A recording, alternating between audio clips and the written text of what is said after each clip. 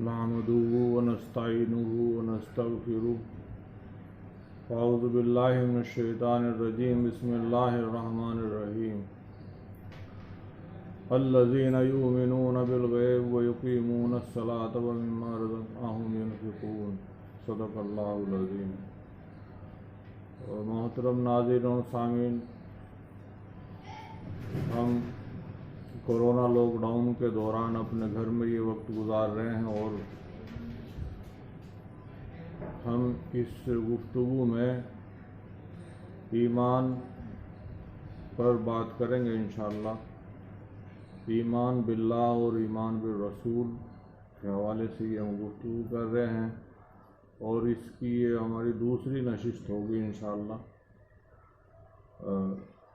हम इसमें ये जानने की कोशिश कर रहे हैं कि ईमान अपनी हकीकत के एतबार से क्या है। ये सिलसिला तबलीगी जमात के तारुफ के हवाले से शुरू किया है और अल्लाह की मदद अगर शामिल हाल रही तो इरादा ये है कि हम जमात के हर पहलू पर इसमें हम बात करेंगे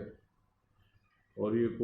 बताने की कोशिश करेंगे कि जमात अपनी हकीकत के एतबार से क्या मकासद रखती है। मैंने जो आयत तिलावत की है ये सूरह बकरा की शुरू की आयत है, तो इसका तर्जुमा तो हम बाद में करेंगे। पहले मैं इस पर कुछ कहना चाहता हूँ कि ये गुफ्तगू करने की नौबत क्यों आई है और मुझ जैसा आदमी ये जुर्रत क्यों कर रहा है। जमात जो सारी दुनिया में फैल चुकी है और किसी तारुफ का मोहताज ये जमात नहीं है, अलबत्ता मैं ये समझता हूँ कि ये जमात अब तारुफ की मोहताज हो चुकी है और असर नो इसका तारुफ पेश किया जाना चाहिए, क्योंकि बहुत सारी चीज़ें वो हैं जो अपनी जगह से अब हट चुकी हैं लगभग। अगर आप ये पहली गुफ्तगू सुन रहे हैं इस सिलसिले में तो मैं आपको बता दूं कि इससे पहले जमात का जो मकसद है उस पर मैं गुफ्तगू कर चुका हूँ और जमात का जो काम है उसके मकामी काम के एतबार से उसके क्या मकासद हैं और नतीजा क्या चाहती है वो जमात अपनी मेहनत के नतीजे में क्या कुछ करना चाहती है ये जमात, इस पर मैं गुफ्तगू कर चुका हूँ। और एक गुफ्तगू 6 नंबर पर भी हुई है, मुख्तसर तारुफ जो है उसमें 6 नंबर का उनकी नौइयत के एतबार से ये 6 नंबर जो हैं तो ये अपनी हकीकत के एतबार से क्या है इस पर तो तफसील से गुफ्तगू हम कर रहे हैं। बाकी वो तारुफ के एतबार से ये 6 नंबर यानी चंद सिफात जो है ये किस तौर पर जमात में शामिल हैं और ये बताई जाती है, इस पर एक गुफ्तगू हो चुकी है। और ये नंबर 3 सिलसिला नंबर 3 में ये गुफ्तगू हुई है और अब इसके बाद ये कोशिश है कि 6 नंबर में से हर नंबर पर एक या उससे ज़्यादा वीडियो के ज़रिए से ये बताने की कोशिश की जाए कि ये नंबर जो है इसके अगराज़ व मकासद क्या हैं और ये हकीकत के एतबार से ये जो सिफ्त है वो क्या है। तो इसी सिलसिले में हम ये सबसे पहला नंबर जो है ईमान का नंबर जो है उसमें हम ये गुफ्तगू कर रहे हैं और ये नंबर 2 है। इससे पहले एक तमहीदी गुफ्तगू हम कर चुके हैं जिसमें अबराहा का वाक़या पे जो है मैंने पेश किया है और फिर आप सल्लल्लाहु अलैहि वसल्लम की विलादत से लेकर नबूवत के ज़हूर तक और उसके कुछ आगे तक उसमें बयान हुआ है और उसमें ये भी बताने की कोशिश की गई थी कि ईमान जो है तो ये चूँकि ये एक ऐसा लफ्ज़ है जो यहूदियों کے ہاں بھی مستعمل ہے اور عیسائیوں کے ہاں بھی مستعمل ہے، اور ہم مسلمانوں میں بھی یہ جو ہے مذہبی اعتبار سے یہ مستعمل ہوتا ہے۔ باقی پوری دنیا کے لوگ اس کو استعمال کرتے ہیں، اور اس کے تعلق سے اب ان کا اپنا ایک تصور بھی ہے جو وہ رکھتے ہیں۔ لیکن حضرت جی مولانا الیاس صاحب رحمۃ اللہ علیہ جو ہیں، تو ان کا ایک جو مقولہ ہے، مطلب وہ ان کے جو اقوال جو ہیں ہم تک پہنچتے ہیں، تو ان میں سے ایک قول یہ عام ہے، اور لگ بھگ ہر کارکن جو ہے تبلیغی جماعت کا اس کو جانتا ہے۔ تو حضرت جی فرماتے تھے کہ ہمارا مقصد یہ ہے کہ جس سطح پر ایمان اعمال کے اعتبار سے رسول اللہ صلی اللہ علیہ وسلم جو ہے مسلمانوں کو چھوڑ کر گئے تھے، تو ایمان اور اعمال کے اعتبار سے مسلمانوں کو پھر سے اس سطح پر جو ہے لانے کی ایک کوشش کی جائے اور محنت کی جائے۔ تو ذہن اس طرح منتقل ہوا کہ تو پھر ایمان کے اعتبار سے اور اعمال کے اعتبار سے ہمیں اسی زمانے میں جھانک کر دیکھنا چاہیے کہ ایمان ان لوگوں کے نزدیک جو ہے وہ کس طور پر ایمان کو اختیار کیا جاتا تھا یا لیا جاتا تھا، اور ایک رسول جو ہے علیہ الصلاۃ والسلام وہ کس طور پر ایمان کو جو ہے وہ پیش کرتے تھے اور اس کا مطالبہ لوگوں سے وہ کرتے تھے۔ تو یہ چونکہ اب جیسا کہ میں نے عرض کیا کہ ایمان اپنی حقیقت کے اعتبار سے کیا ہے، اور یہ معاملہ کچھ ایسا ہو گیا ہے کہ نظر اس سے ہٹ گئی ہے، میں محسوس کرتا ہوں، اور وہ بات فضیلت میں جو ہے وہ کچھ اپنی حد سے کچھ آگے بڑھ گئی ہے، اور ایمان باللفظ جو ہے اسی کو کافی سمجھ لیا گیا ہے۔ حالانکہ جب ہم اس دور میں جھانک کر دیکھتے ہیں تو وہاں ایسا نہیں ہے، اور اس سلسلے میں جو کچھ میں سمجھ پایا ہوں وہ عرض کر رہا ہوں۔ خدا کرے کہ یہ طلب ہو کہ یہ تلاش ہو، اس کی تلاش ہو، اور یہ تمنا ہماری ہو کہ ہم حقیقت ایمان کو تلاش کریں اور اس کو اختیار کریں۔ یہ بڑا مشکل ہوتا ہے۔ حضرت علامہ اقبال فرماتے ہیں اپنے ایک شعر میں، آرزو اول تو پیدا ہو نہیں سکتی کہیں، ہو کہیں پیدا تو مر جاتی ہے یا رہتی ہے خام۔ حقیقت کی تلاش اور جستجو جو ہے اس کی جو تمنا ہے اور اس کی جو آرزو ہے، یہ اصل میں شیطان جو ہے تو اس میں بڑا اڑنگا لگاتا ہے، اور یہ پیدا نہیں ہونے دیتا وہ سالک کو یا ایک جماعت کے کسی ایک کارکن کو وہ فروعی چیزوں میں اور جو ظاہری اعتبار سے جو کچھ کام بتا دیے جاتے ہیں کسی جماعت کے یا کسی دین کی محنت کی لائن کے، جو کچھ ظاہری اعتبار سے کام بتا دیے جاتے ہیں، تو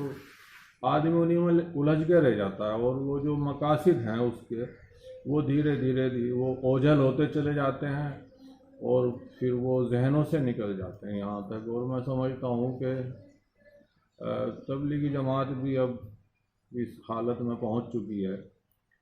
اگرچہ میں ایک چھوٹا سا کارکن ہوں جماعت کا، لیکن جو محسوس کر رہا ہوں میں کہہ رہا ہوں، اس میں کوئی تصنع شاعر کو میں دخل نہیں سمجھتا ہوں، اور جیسا میں نے سمجھا کہہ دیا ہے، واللہ عالم۔ کوئی بات بھی عمومی اعتبار سے کہہ دی جاتی ہے، لیکن اس میں استثناء موجود رہتا ہے، محذوف رہتا ہے وہ، اور اس کا مطلب یہ نہیں ہوتا کہ بھائی کلیتاً سبھی لوگ ایسے ہو گئے ہیں، لیکن نہیں، یہ مطلب نہیں ہوتا، بلکہ بڑی تعداد جو ہے جس معاملے میں پھر ملوث ہو جاتی ہے یا محسوس ہوتی ہے، تو ایک عمومی بات کہہ دی جاتی ہے۔ میرا مطلب یہ بھی نہیں ہے کہ جماعت کے سبھی افراد بالکل وہ اس کو بھول چکے ہیں، نہیں، ابھی بہت سے لوگ جانتے ہیں، لیکن میں نے جو دیکھا ہے اور جو تجربہ ہوا ہے وہ یہ کہ جو لوگ ابھی 10-15 سال کے اندر ہی کام میں لگے ہیں، تو وہ چونکہ انہوں نے جو حالات اور کیفیات دیکھی ہے، تو اس میں بہت ساری چیزیں ہیں جو بہرحال پردے کے پیچھے چلی گئی ہیں، مجھے ایسا محسوس ہوتا ہے۔ تو اس لیے میں اپنی بساط بھر کوشش کر رہا ہوں کہ جو بھی کچھ میں نے سیکھا ہے، سمجھا ہے جماعت میں،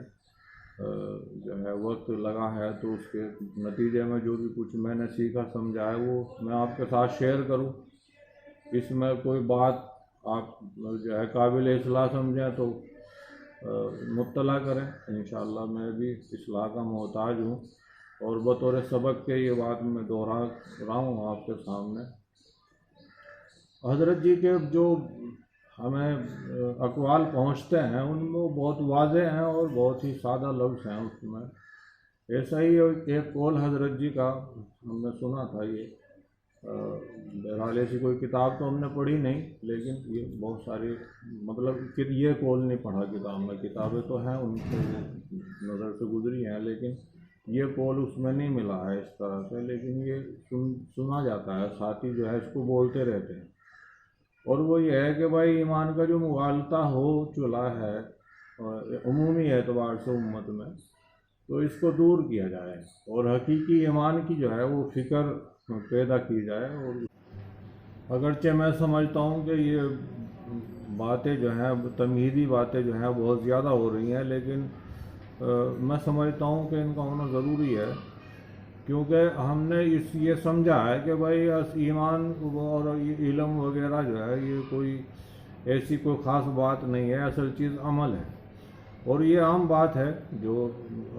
بہرحال اعمال کا جو حضرات بھی شوق رکھتے ہیں تو وہ یہ برجستہ بولتے بھی ہیں، اس کو کہتے بھی ہیں، اور سیکھنے سمجھنے کا کیونکہ وہ رجحان نہیں ہوتا ہے تو وہ مطلب ان کے کچھ پسندیدہ اعمال ہوتے ہیں جو ان کو لگتا ہے کہ یہی چیزیں بس اصل ہیں اور یہ اعمال ہی اصل ہیں، تو وہ اس کے علاوہ کسی اور چیز کو اہمیت نہیں دیتے، اس لیے بہت سی تمہیدی باتیں مطلب کرنی پڑ رہی ہیں، جو اصل باتیں ہیں وہ کم ہو رہی ہیں اور تمہیدی کلام جو ہے وہ زیادہ میں کر رہا ہوں، اور اس کی وجہ یہ ہے کہ یہ مغالطے ہیں جو ہمیں دور کر لینے چاہیے۔ بھائی دیکھو، ہر چیز کو جو ہے نا اس کی جگہ ہمیں رکھنا ہے، اور ہر چیز کا ایک مقام ہے، اس مقام پر ہمیں اسے رکھنا ہے، جو عمل کا مقام ہے اس پر اسے رکھنا ہے، اور جو علم کا مقام ہے اسے اس پر رکھنا ہے۔ جو چیزیں اعمال کو کرنے کے اعتبار سے ہیں تو وہ عمل کرنے چاہیے، ہمیں سبھی کو کرنے چاہیے۔ ہونا یہ چاہیے کہ جب ہم کسی بھی تحریک میں ہم بہرحال جڑتے ہیں تو اس کے مقاصد جو ہیں ان کو ہمیں پورا کرنے کی طرف توجہ دینی چاہیے۔ اصل مقاصد ہوتے ہیں، اور جو اعمال اس لائن سے بتائے جاتے ہیں تو وہ اعمال بھی اصل نہیں ہوتے، بلکہ ان اعمال کے ذریعے سے ان مقاصد کا حصول جو ہے وہ کرنا ہوتا ہے، اور ان مقاصد کو حاصل کرنے کے لیے وہ اعمال ہوتے ہیں جو کسی بھی تحریک میں یا کسی بھی لائن کی محنت میں بتائے جاتے ہیں۔ جیسے صوفیہ کے عام مقاصد جو ہیں تو وہ قرب، اللہ کا قرب ہے، تقرب اللہ ہے، اور اللہ کی معرفت کو حاصل کرنا ہے، اور مرتبہ احسان کا حصول جو ہے وہ مقصد ہے، تو اس کے لیے وہ بہت سے چلے مراقبے اور محنت اور ذکر اللہ کی جو ہے کثرت اور وغیرہ بہت سے اعمال بتائے جاتے ہیں۔ تو یہ سبھی اعمال جو ہیں تو وہ بتائے جاتے ہیں وہ مرتبہ احسان کے حصول کے لیے، مطلب یہ اعمال مقصود نہیں ہوتے ہیں، مقصد یہ اعمال نہیں ہوتے ہیں، یہ مراقبے جو ہے یہ مقصد نہیں ہوتے ہیں، بلکہ یہ مقصد کے حصول کا ذریعہ ہوتے ہیں، تو مامور با ان چیزوں کو بولتے ہیں۔ تو ایسی ہماری تبلیغی جماعت میں بھی بہت سے کام ہیں جو بتائے جاتے ہیں کہ یہ کرنے ہیں، یہ کرنے ہیں، تو یہ سبھی چیزیں کیا ہیں، یہ 6 نمبر جو ہیں، یہ چند صفات جو ہیں، تو ان کو پیدا کرنے کے لیے ایک محنت بتائی گئی ہے۔ یہ محنت اپنے نام میں مقصود نہیں ہے، مقصد 6 نمبر ہے، مطلب چند صفات ہیں جن کا پیدا کرنا جو ہے وہ مقصد ہے، یہ مقصد ہے۔ تو اس میں سب سے پہلا نمبر ایمان کا ہے، اور حصول ایمان جو ہے اور یہ پورا دین جو ہے یہ کسبی ہے، مطلب یہ جو ہے تو ہمیں کمانا پڑتا ہے، یہ دین کو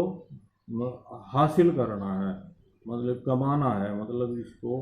حاصل کرنا ہے، محنت کرنی ہے اس کے لیے۔ یہ کوئی ایسی چیز نہیں ہے جو آپ کو صرف دعاؤں سے، اپنی یا کسی اور کی دعاؤں سے مل جائے اور آپ ایک اچھے دیندار بن جائیں، یہ معاملہ نہیں ہے، بالکل ایسا نہیں ہے۔ دین محنت پر ہے، اور دین کی محنت پر دین ملے گا۔ تو مقصد جو ہے تو وہ دین ہے۔ 6 نمبر کا بھی اپنا ایک مقصد ہے، جیسا کہ آپ میں سے بہت سے حضرات جو پرانے ہیں وہ جانتے ہوں گے 6 نمبر کو بولنے سے پہلے یہ بات کہی جاتی تھی کہ مقصد جو ہے تو وہ یہ ہے کہ ہم پورے دین کو چلنے کی استعداد پیدا ہو جائے، اس کے لیے یہ 6 نمبر ہے۔ دیکھیے محنت جو ہے تو وہ چند صفات کو پیدا کرنے کی ہے، مطلب اس محنت کا مقصد تو چند صفات ہیں، اور چند صفات کا مقصد پورا دین ہے۔ تو یہ اس طرح سے ہے بات۔ اللہ پاک ہمیں سمجھنے کی توفیق عطا فرمائے۔ بہرحال اب ہم آتے ہیں ایمان کی طرف۔ اس سے پہلی گفتگو جو ہے وہ یہاں ختم ہوئی تھی کہ اللہ کے رسول صلی اللہ علیہ وسلم جب مبعوث ہوئے ہیں مکے میں، اور یہ سب کچھ معلوم اتہاس جو ہے، معلوم تاریخ جو ہے اس میں ہوا ہے، مطلب اسٹیبلش ہسٹری ہے یہ، اور یہ اس لکھنے پڑھنے کا دور جو ہے وہ شروع ہو چکا تھا، اور یہ ساری چیزیں ریکارڈڈ ہیں۔ مطلب یہ ایسی چیزیں نہیں ہیں جو 5-7 ہزار سال پہلے کی ہوں جن کا کوئی ریکارڈ موجود نہ ہو، ایسی چیزیں نہیں ہیں، بلکہ یہ ساری چیزیں وہ ہیں جو ریکارڈڈ ہیں دنیا کی تاریخ میں، یہ ثبت ہیں، اور یہ معلوم اتہاس ہے، اور یہ سبھی لوگ جو اتہاس کو جانتے ہیں وہ سبھی لوگ ان چیزوں کو جانتے ہیں۔ تو اللہ کے رسول صلی اللہ علیہ وسلم اور سبھی رسولوں کا یہ مطالبہ ہوتا ہے علیہ الصلوۃ والسلام کا کہ بھائی کوئی سوال ہے تو آپ کرو، اللہ کو مانو، اور اس سلسلے میں اگر کوئی سوال ہے تو کرو۔ میں نے جو آیت تلاوت کی ہے تو اس میں بھی جو ایمان کے ساتھ جو بات کہی گئی ہے وہ یہ ہے کہ ایمان لانا ہے غیب کی چیزوں پر، اور اس میں ذات خداوندی جو ہے وہ بہرحال مطلب ہم اس کو بات کو سمجھانے کے لیے یہ الفاظ ہی استعمال کرنے ہوتے ہیں، تو وہ اتنا غیب میں ہے وہ اس کی ذات خود عالی جو ہے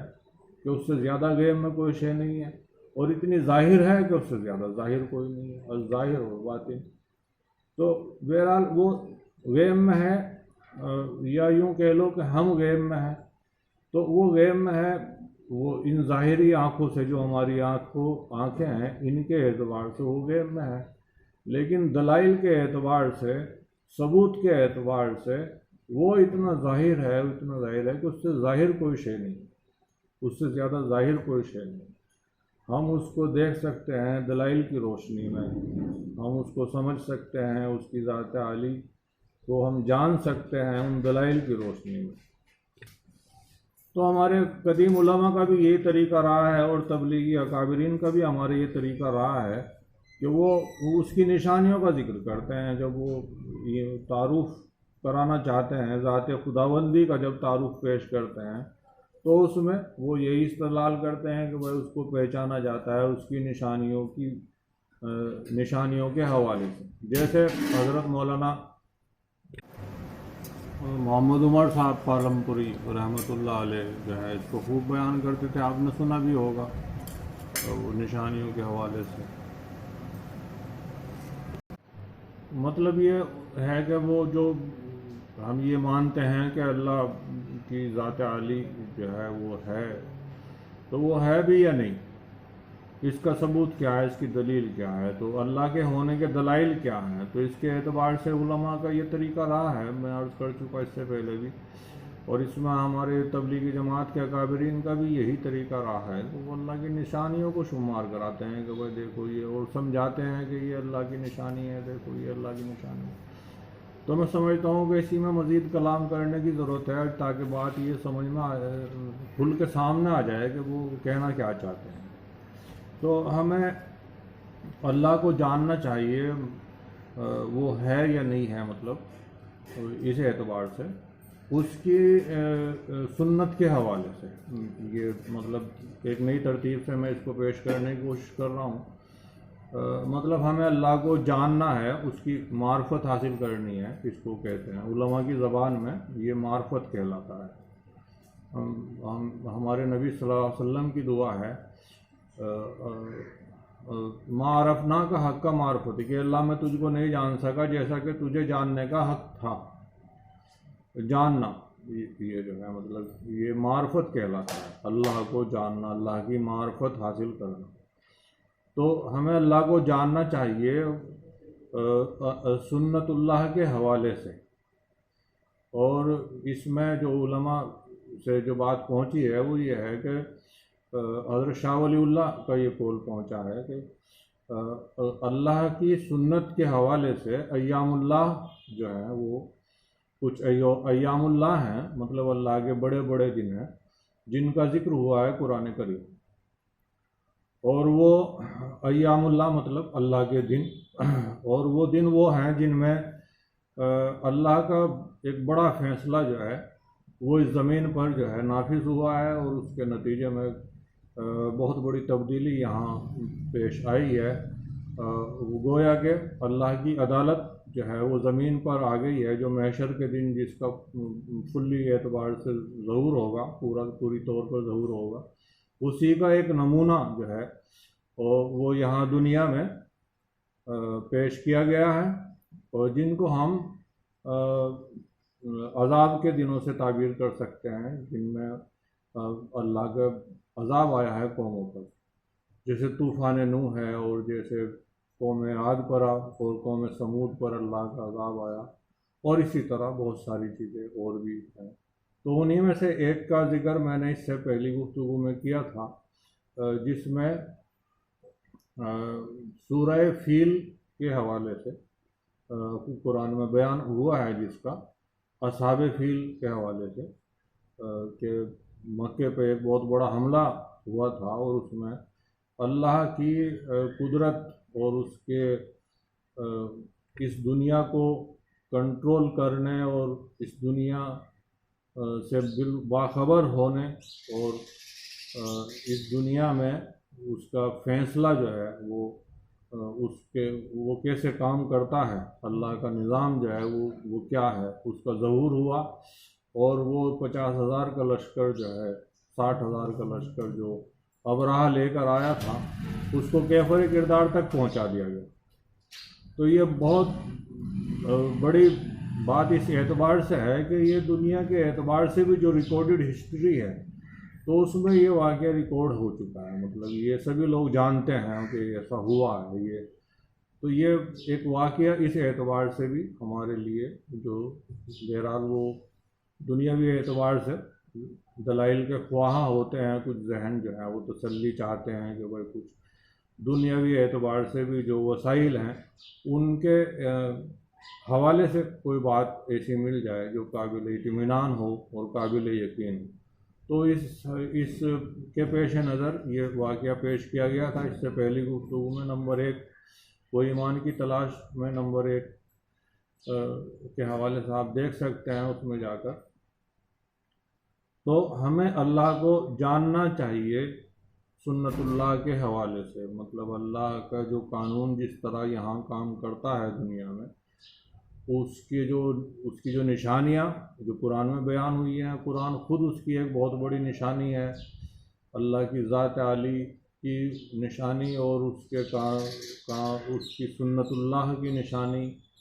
اور نظام کائنات کو وہ کیسے چلا رہا ہے اس کی نشانی۔ ہر آیت جو ہے وہ قرآن کریم کی، اس کو ہم بیان کریں گے جب کہ ایمان بالکتاب پر بیان کریں گے تھوڑا سا، تو اس میں باقی باتیں انشاءاللہ وہاں آئیں گی۔ تو بہرحال ہمیں اللہ کو جاننا چاہیے، اس کے کارناموں کے حوالے سے، اس کی جو کارکردگی ہے، میں سادہ لفظ استعمال کر رہا ہوں تاکہ بات جو ہے وہ پوری سمجھنے میں آسانی ہو۔ میں علماء کی زبان کو جانتا بھی نہیں ہوں ویسے میں، اور میں وہ استعمال بھی نہیں کرنا چاہتا ہوں، کیونکہ میں جو میرے ساتھی ہیں، جو تبلیغی جماعت کے ساتھی ہیں، میں ان کے ذہن سے واقف ہوں، کہ کس سطح کا ذہن ان کا ہوتا ہے، اور تعلیم کے اعتبار سے، اور کس سطح کے میرے ساتھی ہیں مجھے یہ معلوم ہے۔ تو اس اعتبار سے میں بالکل سادہ الفاظ استعمال کر رہا ہوں۔ ممکن ہے کہ اس میں آپ کو کوئی بات ایسی لگے کہ بھائی اللہ کی شان نہیں ہے، یا رسول اللہ کے شان نہیں ہے صلی اللہ علیہ وسلم، اس کو گوارا کریں۔ اصل بات جو میں کہنا چاہتا ہوں وہ اس پر دھیان دیں۔ میں اپنی اس گفتگو میں یہ کوشش کر رہا ہوں کہ میں ایمان کی حقیقت جو ہے، حقیقت والا ایمان جو ہے، اس کی طرف میں آپ کو متوجہ کروں۔ تو دیکھیے یہ مضمون جو ہے قرآن میں آ گیا ہے کہ حقیقی ایمان جو ہے وہ کیا ہوتا ہے، اور ایمان باللفظ جو ہے تو اس کی حیثیت کیا ہے، اور ایمان والوں کے بہت سے اوصاف قرآن کریم میں آئے ہیں کہ ایمان والے تو ایسے ہوتے ہیں۔ جیسے سورہ حجرات میں آیت نمبر 15 ہے इन्नमल मोमिनून लज़ीना आमनू बिल्लाहि व रसूलिही सुम्मा लम यरताबू। इसमें एक बात कही गई है, वो फिर दूसरी बात कही गई है वजाहदू बिअमवालिहिम व अनफुसिहिम फी सबीलिल्लाह उलाइका हुमुस सादिकून। ये इसके आयत के करीमा के अंदर कई बातें कही गई हैं। इनमें सबसे पहली बात ये कही गई है कि ईमान वाले तो हकीकत के एतबार से हकीकी ईमान वाले तो वो हैं जो अल्लाह पर ईमान लाएं, अल्लाह के रसूल पर ईमान लाएं और फिर शक में ना पड़ें। वो मतलब ईमान जो है वो कामिल, मतलब यकीन करें अल्लाह के होने का। इससे पहले जो आयत मैंने तिलावत की थी शुरू में, उसमें जो मुतालबा है वो ईमान बिल गैब का है, मतलब ये गैब की बातों पर यकीन करना है। और यहाँ इस आयत में ये बयान हो रहा है कि यकीन जो है वो इतना करना है कि शक की कोई गुंजाइश उसमें बाकी ना रहे। सुम्मा लम यरताबू, मतलब शक में हरगिज़ ना पड़े। और इसी के साथ साथ इसमें बयान हुआ वो जाहदू, वो जद्दोजहद करें अपने माल के साथ, अपनी जान के साथ, जानो माल के साथ वो जद्दोजहद करें अल्लाह की राह में। उलाइका हुमुस सादिकून, ये लोग हैं जो सच्चे ईमान वाले हैं। इससे पहले जो आयत है, आयत नंबर 14 सूरह हुजरात की, उसमें कुछ ऐसे लोगों का जिक्र है जो देहात के रहने वाले सीधे साधे लोग थे। वो जाहिर सी बात है, आपको मालूम होगा कि देहात के लोग बेचारे इतने इंटेलेक्चुअल सतह के नहीं होते हैं। तो उन्होंने जब वो फ़तह मक्का के बाद जिसका ज़िक्र हुआ है सूरह फ़तह में, इज़ा जा नसरुल्लाहि वल फ़तह हम के पारे में आती है सूरत, तो के जोंक दर जोंक आएंगे ईमान इस्लाम में दाखिल होने, फ़ी दीनिल्लाहि अफ़वाजा, दीन अल्लाह के दीन में दाखिल होने के लिए आपके पास जो है तो फ़ौज की फ़ौज आएंगी। तो कुछ ऐसे ही लोग जब आए हैं तो उन्होंने आगे आमनू की बात उन्होंने कही कि देखो या रसूलल्लाह, तो हम भी ईमान ले आए, गोया कि हम भी अबू बकर जैसे हो गए हैं रज़ियल्लाहु ताला अन्हु, हज़रत उमर जैसे हम भी हो गए हैं रज़ियल्लाहु ताला अन्हु, मतलब हम भी ईमान वाले हो गए। तो देखिए इसके लिए ना अल्लाह पाक ने स्पेशल जो है मतलब ये मसला कुरान में उठाया और ये फतवा दे दिया है खुद कुरान करीम में अल्लाह पाक ने। वरना तो हम जैसे आदमी तो जाहिर सी बात है कि इसमें कलाम करके इस मसले में जान जोखिम में डालने वाला मामली बात थी कि हमारे जैसा कोई आदमी ये इस तरह की बात करे। लेकिन चूँकि ये फतवा खुद अल्लाह पाक ने दे दिया है, फरमाया ये जो बद्दू लोग हैं जो आपसे कह रहे हैं कि हम भी ईमान लाएं, इनसे कह दो कि तुम ईमान नहीं लाए। कालतिल आराबु आमन्ना कुल्लम तुमिनु, इनसे कहिए आप कि तुम ईमान नहीं लाए। वलाकिन कुलू असलमना, बल्कि यूँ कहो कि हमने इस्लाम को तस्लीम कर लिया है, हम इस्लाम ले आए, इस्लाम में दाखिल हो गए। वलम्मा यदखुलिल ईमान फ़ी कुलूबिकुम, अभी ईमान तुम्हारे दिलों में कहाँ दाखिल हुआ। ये बिल्कुल देखिए कितने वाज़ेह अल्फाज हैं कि, और ये बिल्कुल वो मकाम तक का उसमें बयान हो गया है कि ईमान जो है तो उसका उसका जो मकाम है और उसकी जो जगह है वो तो कहाँ होता है। और इससे हम बहुत कुछ इसमें गौर व फिक्र हम कर सकते हैं। देखिए मैं सब कुछ तो नहीं बयान कर पाऊँगा, और ये भी खौफ है मुझे कि बहुत लंबी बात सुनेगा कौन, और वो भी मुझ जैसे आदमी की। तो मेरा मकसद सिर्फ ये है कि मैं आपको हकीकत ईमान की तरफ मुतवज्जा करूं, और इसके लिए मैं एक बार दोहरा दूं अब तक की गुफ्तगू का हासिल ये है कि हमें उस ईमान को तलाश करना चाहिए। काश कि इसकी आरज़ू पैदा हो, जैसा कि मैंने अर्ज़ किया था इससे पहले भी अल्लामा के एक शेर के हवाले से, कि सहाबा का जो ईमान था मतलब वो उसकी फजीलत तो अपनी जगह है कि ईमान बिल लफ्ज़ की फजीलत भी अपनी जगह है, मुझे उसमें से किसी भी बात का कोई इनकार नहीं है और मैं उसका मुनकिर नहीं हूँ। लेकिन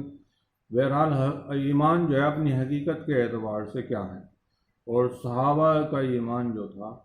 तो वो कैसा ईमान था, और ऐसा ईमान जो पहाड़ों से भी ज़्यादा मजबूत हो वो हम कैसे बनाएं। इसकी आरज़ू काश के इसकी आरज़ू पैदा हो, काश के इसकी जुस्तजू میں ہم لگیں، کاش کہ ہم اس کی تلاش کریں، اور پھر وہی شعر میں آخر میں پیش کر کے اپنی بات کو ختم کروں گا، اور اس سے اگلی ویڈیو میں انشاءاللہ میں اس کی کوشش کروں گا کہ میں یہ بیان کروں کہ اللہ پاک کن لوگوں کے ساتھ ہوتا ہے۔ یہ ایک باقاعدہ یہ بھی ایک جو ہے مضمون ہے سمجھنے کا، یہ بھی ایک عنوان ہے جس کے تحت ہمیں بات کرنی ہے کہ اللہ جو ہے وہ کس کے ساتھ ہوتا ہے، اور کیا اللہ ہمارے ساتھ ہے یا نہیں ہے، اس میں ہم اندازہ کر سکیں گے اس کے حوالے سے، اور ہمیں اس سے یہ بھی پتہ چلے گا کہ اللہ ہمارے ساتھ اگر نہیں ہے تو کیوں نہیں ہے، اور اللہ ہمارے ساتھ ہے یا یہ ہمارا گمان ہے، محض وہم ہو گیا ہے کہ اللہ ہمارے ساتھ ہے۔ اور اس ساری گفتگو کا جیسا کہ میں نے اس سے پہلے بھی عرض کیا، مقصد کیا ہے؟ مقصد یہ ہے کہ بھائی ہم اس کام کے مقصد کو پہچانیں۔ دیکھو کسی بھی تحریک کا مقصد اس بتائے ہوئے امور جو ہیں